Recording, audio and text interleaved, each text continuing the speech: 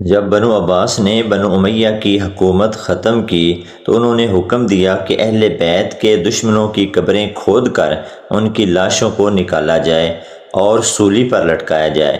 سب سے پہلے حکم دیا گیا کہ حضرت علی رضی اللہ تعالی عنہ کے قاتل عبد الرحمن ابن ملجم کی قبر کھودی جائے۔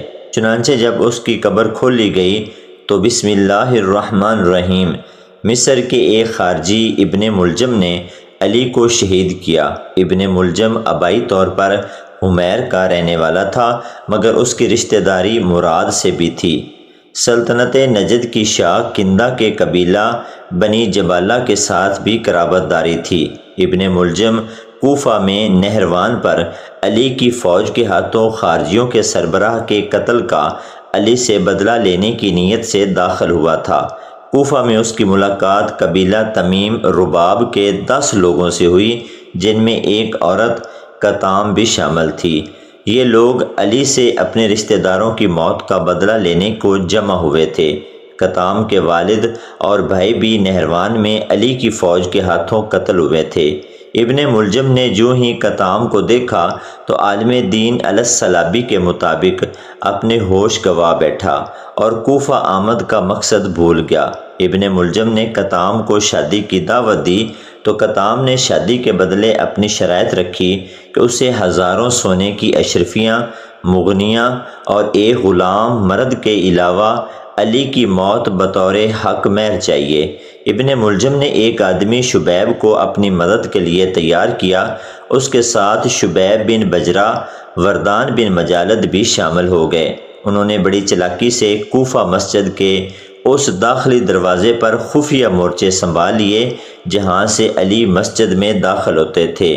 19 رمضان کو علی کوفہ کی مسجد میں فجر کی نماز کے لیے داخل ہوئے تو ابن ملجم نے زہریلی تلوار سے علی کے سر پر وار کیا، جس سے علی زخمی ہو گئے۔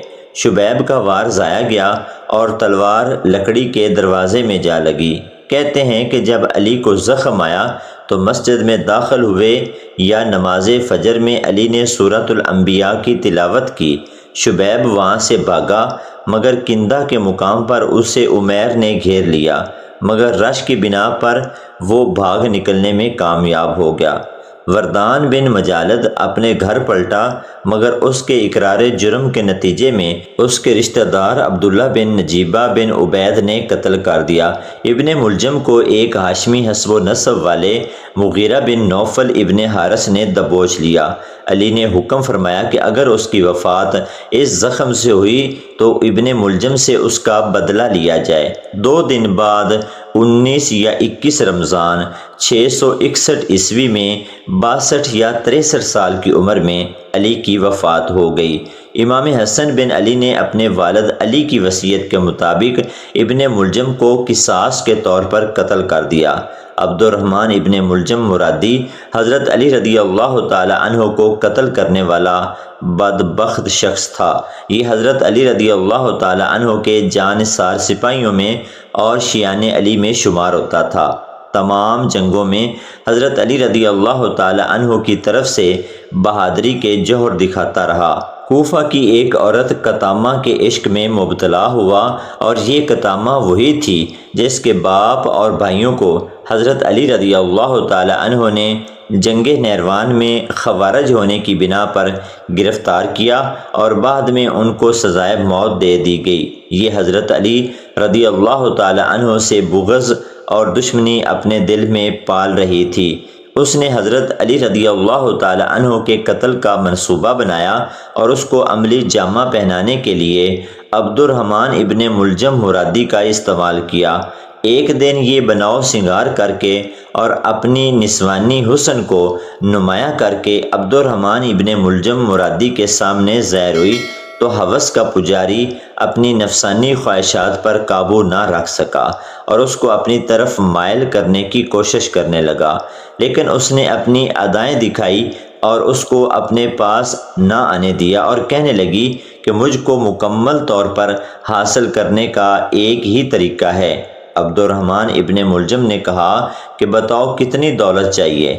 عبد الرحمن بن ملجم ایک امیر خاندان کا اکلوتا وارث تھا۔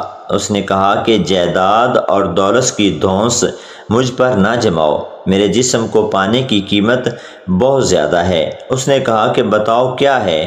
تو کہنے لگی اگر مجھ کو حاصل کرنا چاہتے ہو تو علی بن ابی طالب کو قتل کر دو۔ ابن ملجم حضرت علی رضی اللہ تعالی عنہ سے بے پناہ عقیدت اور لگاؤ رکھتا تھا اور حضرت علی رضی اللہ تعالی عنہ کے جانثار ساتھیوں میں شمار ہوتا تھا۔ قطامہ کے منہ سے یہ الفاظ سن کر وہ ایک دم دہل گیا، لیکن قطامہ اس کو برابر اپنی ادائیں اور اپنا جسم اور اپنی زیب و آرائش دکھاتی رہی اور اس کو جام پر جام پلاتی رہی۔ وہ قطامہ کو حاصل کرنے کے لیے نفسانی خواہشات کے ہاتھوں مجبور ہوا اور حضرت علی رضی اللہ تعالی عنہ کے قتل کی حامی بھر لی۔ انہی دنوں 3 مزید خوارج اس کو ملے جو کہ عمر بن عاص، معاویہ بن ابی سفیان کے قتل کی منصوبہ بندی کر رہے تھے، اور انہوں نے عبد الرحمن ابن ملجم کو کہا کہ ہم دونوں معاویہ بن ابی سفیان، عمر بن عاص کا کام تمام کریں گے اور تم نے علی کا کام تمام کرنا ہے۔ یہ مان گیا۔ قطامہ نے اس کے لیے خاص طور پر ایک تلوار بنوائی اور اس کو ایک خاص قسم کے زہر میں بجھا کر اس کے حوالے کیا۔ کچھ روایات کے مطابق جنگ نہروان کی شکست کے بعد متعدد خارجیوں نے مکہ مکرمہ میں ملاقات کی اور 40 ہجری کی جنگ نہروان پر تبادلہ خیال کیا، جس میں خارجیوں کے سینکڑوں ساتھی علی کی فوج سے علیحدگی کے بعد علی کی افواج کے ہاتھوں مارے گئے۔ صرف 9 آدمی خوارج کے زندہ بچ کر فرار ہوئے، باقی سب میدان جنگ میں مارے گئے۔ ان 9 خارجیوں میں سے 3 خارجیوں نے اسلام کے 3 رہنماؤں کے قتل پر راضی ہو گئے۔ جن 3 لوگوں کو قتل کرنا تھا ان میں علی المرتضیٰ، امیر معاویہ اور عمر بن العاص کے نام شامل تھے۔ ابن ملجم نے علی المرتضیٰ کو، حجاج بن عبداللہ برق نے امیر معاویہ کو اور عمر بن بکر تمیمی نے عمر بن العاص کو شہید کرنے کا ذمہ لیا۔ تینوں نے تجویز کے مطابق ایک ہی دن فجر کے وقت وار کرنا تھا۔ جنوری 661 عیسوی کو مسجد کوفہ میں فجر کی نماز کے دوران سجدہ کرتے ہوئے عبد الرحمن ابن ملجم نے علی بن ابی طالب پر حملہ کیا اور ابن ملجم کی زہر آلود تلوار سے علی زخمی ہو گئے۔ حضرت علی کے لیے طبی علاج معروف حکیم اخیر بن عمر السکونی نے کیا تھا، تاہم 3 دن بعد 21 رمضان المبارک 40 ہجری یعنی 28 جنوری 661 کو علی المرتضیٰ ریلت فرما گئے۔ علی کے وصال کے 3 دن بعد علی کے بیٹے حسن بن علی نے خود ابن ملجم کو قتل کیا۔ یہ 40 ہجری کا واقعہ ہے۔ جنگ صفین کے بعد جب علی نے معاویہ کے ساتھ جنگ بندی کا معاہدہ کیا تو علی کی فوج کے ایک گروہ نے جنگ بندی سے انکار کیا۔ اس گروہ کو بعد میں خارجی کہا گیا۔ انہوں نے دینی معاملات میں انسانی فیصلے کو غلط قرار دیا اور کہا کہ فیصلہ صرف اللہ کا ہی ہوگا۔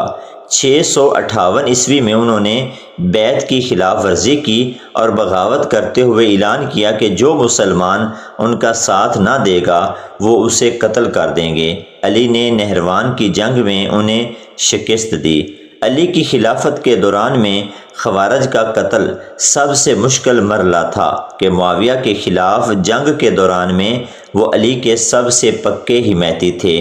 ابن ملجم نے 2 اور افراد برق بن عبداللہ اور عمر بن بکر التمیمی کے ساتھ مکہ میں ملاقات کی اور عمرے کے بعد طویل بحث کی۔ انہوں نے طے کیا کہ مسلمانوں کی موجودہ حالت زار کا سبب علی، معاویہ اور عمر بن العاص ہیں جو ان کے خیال میں غلطی پر تھے۔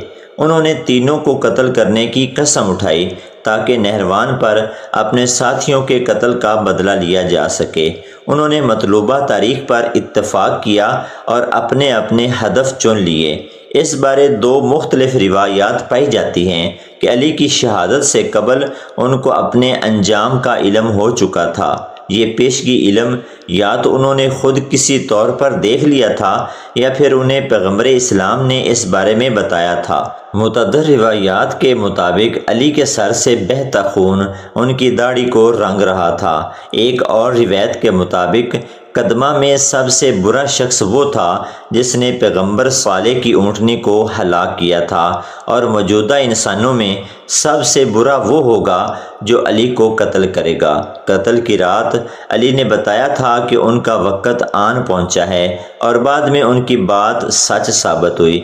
بنو عباس نے جب بنو امیہ کی حکومت کو ختم کیا تو بنو عباس نے حکم دیا کہ اہل بیت کے دشمنوں کے ایک ایک فرد کی قبر کو کھول کر ان کی لاشوں کو سولی پر لٹکایا جائے، اور سب سے پہلے حضرت علی رضی اللہ تعالی عنہ کے قاتل عبد الرحمن ابن ملجم کی قبر کو کھود کر اس کی لاش کو نکالا جائے۔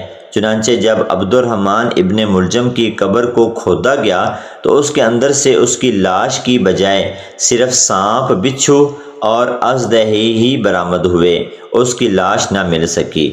عبد الرحمن ابن ملجم کی کہانی ہمیں یہ سبق دیتی ہے کہ جو شخص نفسانی خواہشات اور دشمنی کے بہکاوے میں آ جائے وہ آخر کار ذلت اور رسوائی کا شکار ہوتا ہے۔